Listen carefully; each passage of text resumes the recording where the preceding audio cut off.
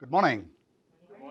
Happy to be with you all this morning, and bear with me because I've got 6 pages of talk to deliver. I'm very happy to join you all this morning to share with you my experience of journey to the priesthood, my family, and others who have impacted me in making me who I am today. Before I go further, I would want to express my sincere gratitude and appreciations to you all for allowing yourselves to listen to what I have to offer and what you all can be after listening to me. I'm positive that you will go back home with a renewed hearts and with a sense of hope that you will be able to make a difference in your life and in the lives of your family members by instilling what you believe and what you want them to be. I know well that you have been hearing from different speakers in the past, from priests, nuns, lay people, on the topic and on the importance of vocations to priestly life, religious life, single life, and married life as well. All the speakers in the past have been local persons from among us that we knew very well. And now Peter Decatur wants us to go overseas or international to see how vocations in overseas make a difference in our lives and how we can learn from the overseas vocation stories. Whether it is local or international vocation, it is always a God's call. And it is God who calls us, irrespective of language, culture, age, or space. God's call is always universal. And it is the call of God that makes it different and that makes it very great.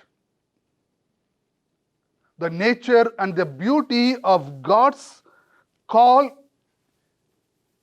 is because it is always addressed to human beings. God calls men and women, not animals, not technology, not robots. God who chose great men in Old Testament, beginning with Abraham, Isaac, Jacob. And Jesus who chose 12 imperfect disciples is the same God who is in search to choose men to continue his mission. And our willingness to cooperate and collaborate with the invitation of God is solely personal, left to us. God calls us and wants us to continue the work that he has begun in his Son, Jesus Christ. The message of our Holy Father for this year's World Mission Sunday is, "Here am I, Lord, send me. Here am I, Lord, send me." Our willingness to serve in our own parishes that we come from, in various capacities of our calling, is our response to the invitation and to the call of God. "Here am I, Lord, send me." Our Archdiocese of Oklahoma City is blessed with 35 international priests currently serving. And among them are 21 Indian priests. And among them, there are 14 priests from the diocese that I come from, the Diocese of Nellore, serving here in this archdiocese. And there are 14 parishes in the Archdiocese of Oklahoma City that are managed by the Indian priests as their pastors. It is said that there are about 1,000 priests from India serving currently in US. Well, we may ask ourselves, what is it that attracts India with so many vocations to priesthood? When we ourselves suffer from the shortage of priests here in US, well, there are a number of things that play a vital role in the increase in numbers.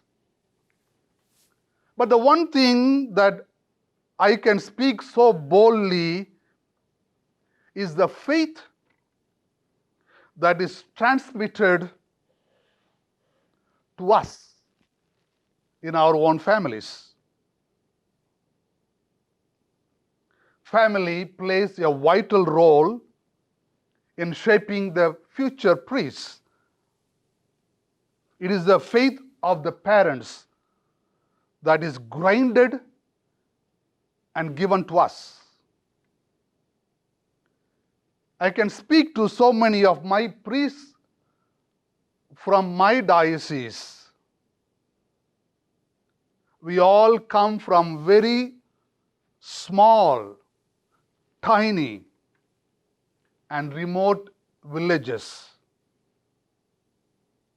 The village that I grew up is a very tiny village.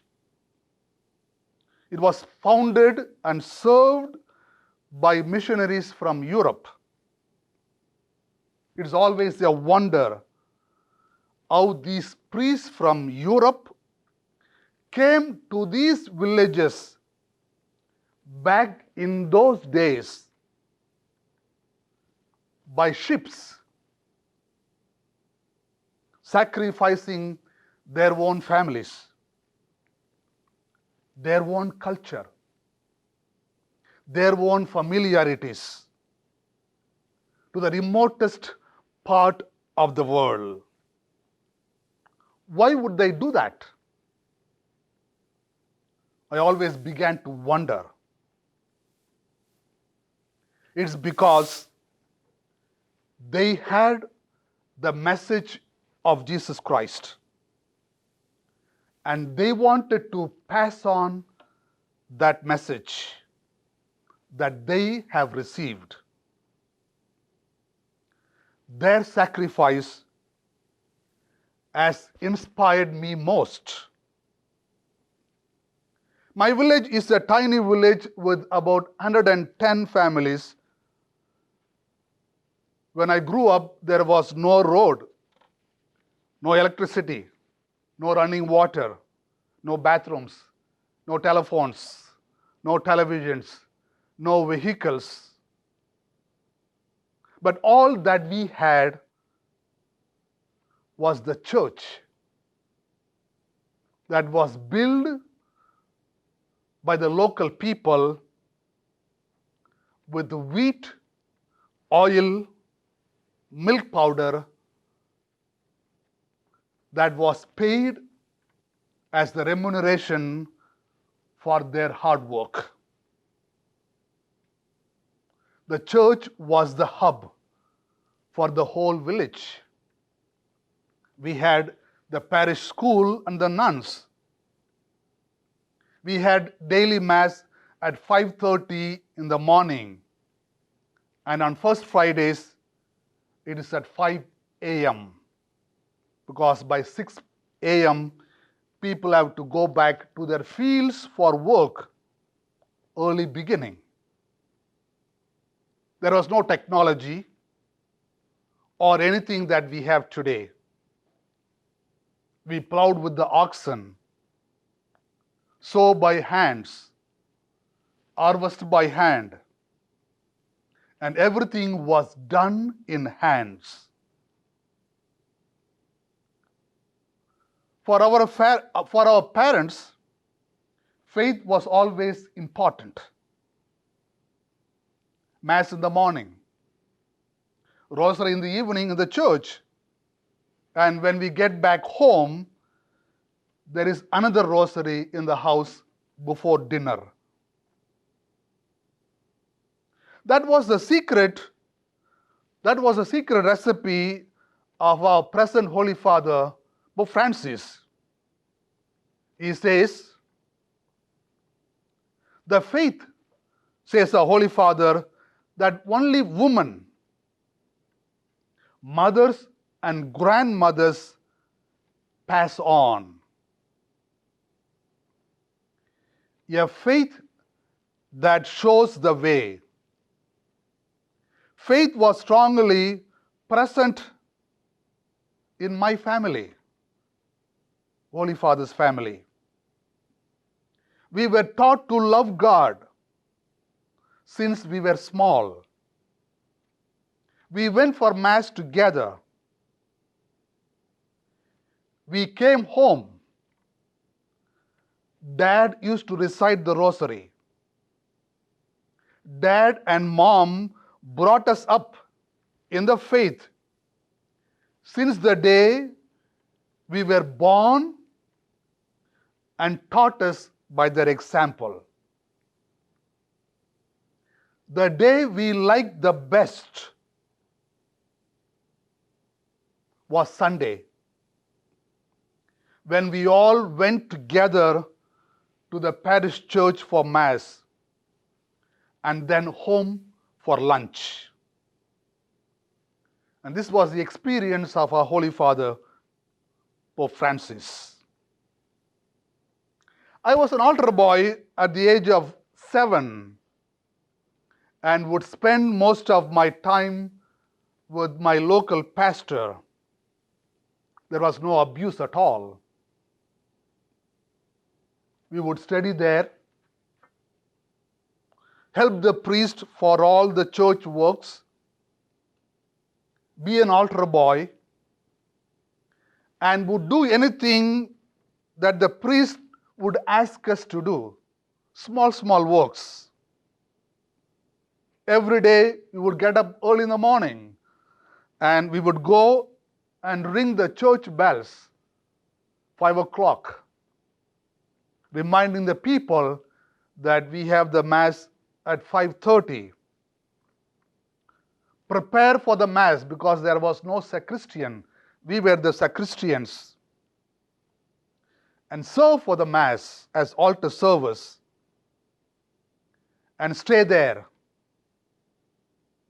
And study, do our study morning and evening in the presence of the priest. It is that motivated us to have that thirst and desire to become priests. Our priests, and parents have encouraged us in this regard. So I would say that it is the family that motivates and makes the priests. Whatever the parents do, even the small things that motivate their children to consider in becoming priests. I know well that there are so many parents out there, and you all, who are making so many sacrifices, very tiny, small things that you all do every day to your children, that sometimes are not noticed at all, sometimes even taken for granted. There are sometimes that parents who get disappointed in their children, and sometimes they get angry as well, and we all do, and we have the right to do as well. The one thing that I would like to insist to you today is never to be discouraged in what you do for your children. Keep doing what you believe. Lately, I watched the legacy of the Supreme Court Judge Ruth Bader Ginsburg. She says, "Be what you are called to be.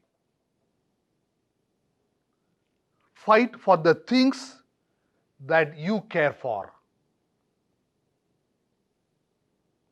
And today I want to reiterate that same message again. Never give up in passing on your faith to your children. They may not appreciate at times. They may not care for at times. They may resist at times. They may get angry at you sometimes, but never give up. Keep doing what you are doing. My mom completed only second grade, and never she continued after second grade. But she taught me the necessary faith, and that was enough. We had a rough life. Lost my dad at the age of 7 with 5 siblings. But life went on with challenges and difficulties. But I thank God for all that happened. And as a priest of 27 years, and out of which 16 years that I spent in India, I tried to encourage the same faith that I received from my parents, from my priests, and all the people who have helped me in my journey of faith, in the students that I was placed with in the boarding homes. I was privileged to serve as rector in the different boarding homes in different places that I worked. And I was always very happy to encourage the youngsters to consider in becoming priests or to make their lives profitable. I am pleased with what I have done. Again, I come back to our Holy Father, Pope Francis, when he said to his sister, Maria Elena, on May 5th, 1960. He says, "I teach religion. The little boys and girls are very poor. Some of them come to school barefoot. Often they have nothing to eat in the winter. They feel the cold in all its harshness. You do not know what this means because you have never missed something to eat. When you feel cold, you just sit near the stove. I am telling you this to make you think. While you are content, there are many children who are crying. While you are eating, many of them have nothing but a piece of bread. And when it is raining and cold, many of them are living in tin shacks, and sometimes they have nothing to cover themselves with. The other day, a little old woman said to me, "Dear Father, if only I could have a blanket, how happy I should be. Because at night I am very cold." And the worst thing is that they do not know Jesus. They do not know Him because there is no one out there to teach them about Jesus. Now, do you understand when I tell you that we need many saints?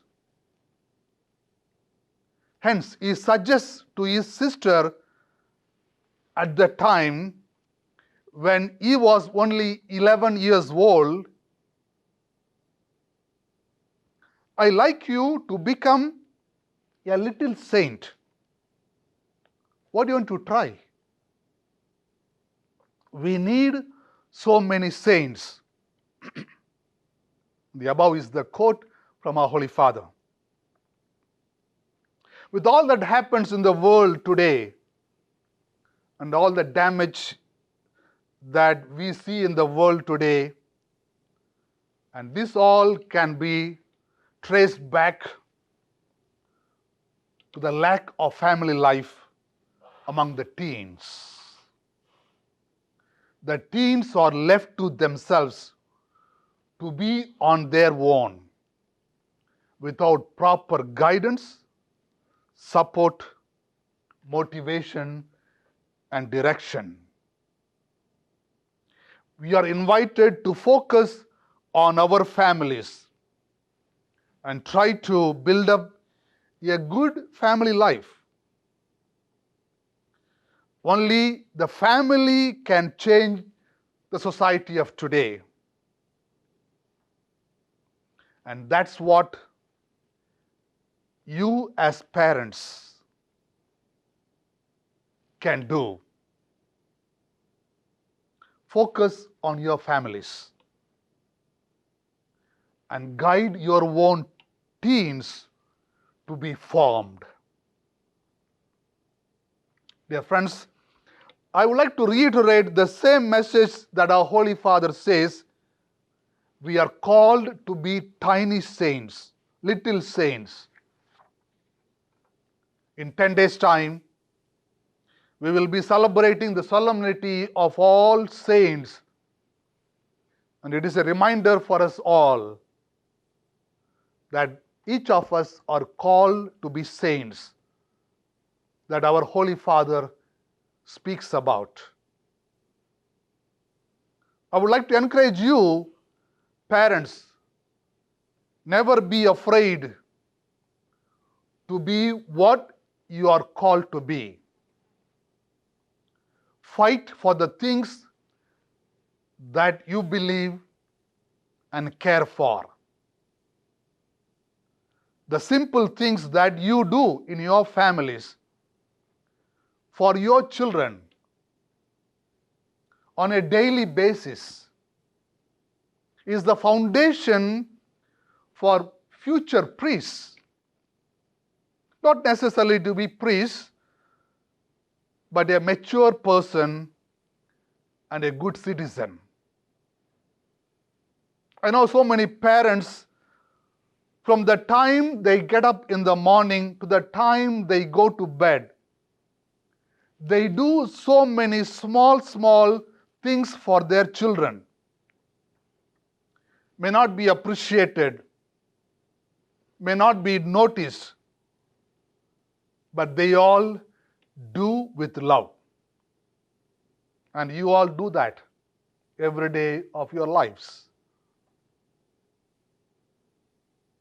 Remember, all that you do on a daily basis do not go by unnoticed or unappreciated, although you may not see it. But you are making a difference in the lives of your children, in the lives of your family members. Let us remind ourselves that beautiful song that we sing so often, that each of us all know by heart, memorized. Blessed are you, holy are you, rejoice and be glad. Yours is the kingdom of God. All of us are called to be little saints, and we can be that. And we can make others also to be that little saints. Thank you.